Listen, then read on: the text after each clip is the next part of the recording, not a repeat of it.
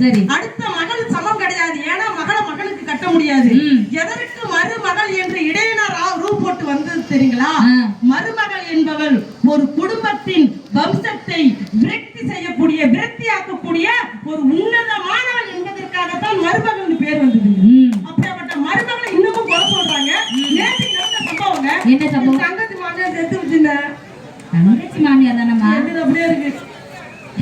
என் தங்கச்சி மாமியார் செத்து வச்சு எப்படி செத்து தெரியுமா? எல்லாரும் அவர் பார்த்தா அவங்களும் தவாங்க. கிடையாது. கண்ணுல தூசு விழுந்து செத்துச்சுங்க. கண்ணுல தூசி விழுந்து? ஆமாங்க. இந்த வித்தியாசமான சாவா இருக்கு.